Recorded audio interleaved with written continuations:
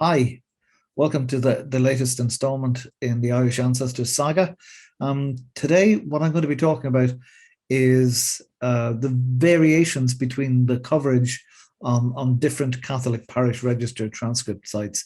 That sounds very geeky and specific, and it probably is, but Catholic parish registers are the single most important 19th century genealogy source in Ireland, and being aware of the differences between the various transcripts you can access is actually quite important. So I'm going to use the site as the jumping off point, and a very particular part of the site. So let's go there now. The part I want to jump off from is the blog. I did a blog post on this particular topic just this week, and I'm not going to say anything about the title that you see in front of you. If you want to find out why it's called that, you can read the blog post. The basic, it goes into more detail than I'm going to go here. What I want to do here is do some of the hands-on, actually show you what the differences are. The major part of the blog post is this table that shows discrepancies between the two major comprehensive transcription sites. So the Ancestry Find My Past, which I treat as one because it's the same transcription on both sites, and Roots Ireland. The difference, if you're not aware of the difference between the two of them, Ancestry Find My Past are based on the National Library of Ireland Catholic Parish Register microfilms. So on this site here, registers.nli.ie, which has a phenomenal collection of National Library microfilms for pretty much everywhere on the island. Not exactly everywhere. So let's go in there and see what they have. DLACA. So microfilms of baptisms from 1842, baptisms from 1853. You go in, you can look at the original microfilm. They're not transcribed on this site, but you can go in and squint at them for all your work. And because they're manuscripts and out of copyright, Ancestry and Find My Past have been able to transcribe them and put the transcriptions on their site. And they're free to access on both sites. You have to register in both cases, but you don't actually have to pay and subscribe. So that's quite good. Also, full disclosure, this site, my site, uses the Find My Past versions of the transcripts to do maps of baptisms and marriages, Catholic baptisms and marriages. So I make a little something if you go to their site from mine. So there you are. Anyway, the other main one is Roots Ireland. Okay, Roots Ireland is a subscription site like Ancestry and Find My Past. Unlike them, the transcripts are most certainly not free. It's quite a pretty hefty subscription site. It costs quite a bit, but to me, it's by far the most essential. The transcripts that they've made are not from the microfilms in 99% of cases anyway. They're from the original registers. And what the microfilm we just looked at was pretty clear, but a lot of them are out of focus, scratched, black and white. They're old. The technology wasn't great when they were being done in the first place. And some of the guys who were taking the pictures needed their eyes checked as well. So there's all those peculiarities about them. The transcripts can only be as good as the images that people are working off, and some of the images on Find My Past and Ancestry we're using are pretty poor. So these come from the originals. The other point is that they, because they were local heritage centers doing the transcribing, they rocked along to their local parish priest and said, "Hello, Father Murphy, can we use your registers to set up our genealogy center?" And Father Murphy had to live with these people, so he made sure they got all the registers. Whereas these guys came down from Dublin on the train and took away his registers in a big bag. He didn't give much of a hoot whether they got them all or not. So in lots of cases, Roots Ireland have earlier registers than you'll find on the National Library microfilms.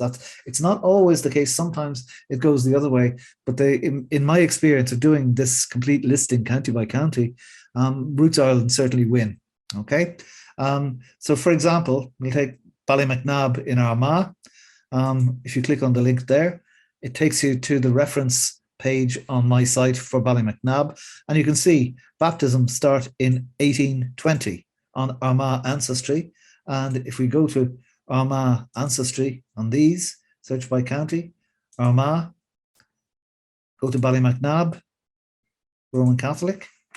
We put in our magic quotation mark or percentage marks, Ballymacnab, and here are all of Ballymacnab's baptisms ordered by year. And you can see 1820 is the earliest, whereas if you look the National Library one, Ballymacnab baptisms 1844.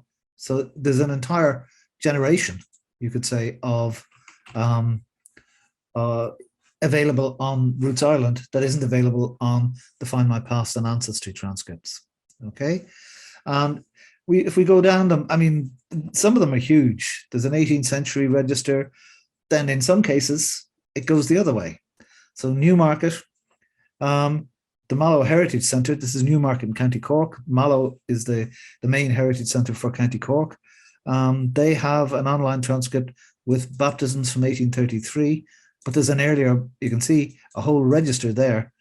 Again, 12, 13 years, half a generation available on Find My Past that's not available on Roots Ireland. So that's the reason I've done this on the site, made these overviews. It looks a bit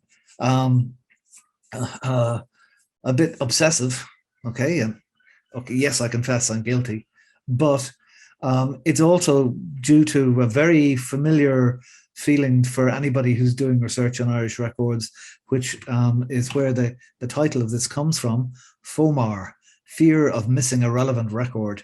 Okay, so with the listings on the site here, you can be sure-ish, then, you know, I'm a human being, I've made mistakes, but you can be sure-ish that you're getting an overview of what is and isn't available. Okay, as well as these two major comprehensive sets of records, there are there's this. This is a completely separate collection on ancestry.com and ancestry.co.uk. It's completely separate because these are images. Let's go to the site. Let me go there and show you, for example, Armagh baptisms. Let's have a look at that. Okay. All right. The only way I can keep track of this is the actual collection numbers. So 6068 is the baptisms, and 9054 are the marriages. You know, it's not exactly user friendly, but anyway, Armagh, and the parish we want is Armagh, and the year range we want is 1796 baptisms, and they have transcribed them. They are searchable, but have a look at the sheer quality of these images. Okay. Wow. Okay, imagine this in a black and white microfilm as opposed to this. This is extraordinary. It's wonderful. Okay. The problem about the collection is, let's go back and look at it here. It says original data, Celtic Catholic Registers, digitized images, Dublin, Ireland, eCeltic Limited. eCeltic is was, I'm not even sure that they're still active, a company that specialized in parish management software. In other words, they went to the local Catholic presbytery and digitized their accounts, digitized their records, and digitized their parish registers. I'm not sure how they got from there onto Ancestry, but they did. The real problem, and they're wonderful images, and they have been transcribed. The real problem is, you can see there are, in Armagh, there are 3 parishes, Carlow, 4 or 5, you know, none at all in Kerry. So it's just hit and miss here and there. Where they do exist, they are wonderful. Okay. but it's not possible, and they are included. So let's go to, for example, the listing for Armagh on the parish register map here. Armagh, and where is Armagh? There he is.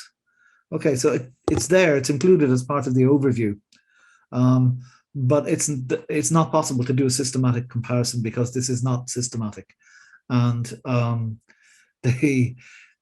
the reason Ancestry tends to just suck in records like this and pile them up and leave them for researchers to sort out and never care about them again.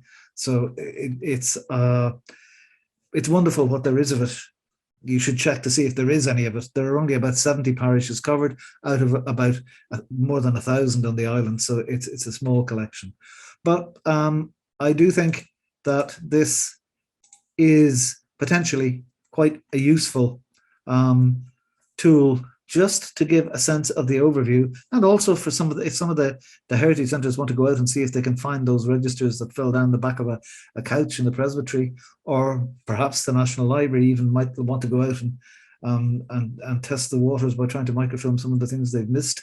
But it's here anyway, and I hope you find it more enjoyable to look at than I did to actually make the damn thing, because there was a lot of work here. Thank you for watching, and happy hunting.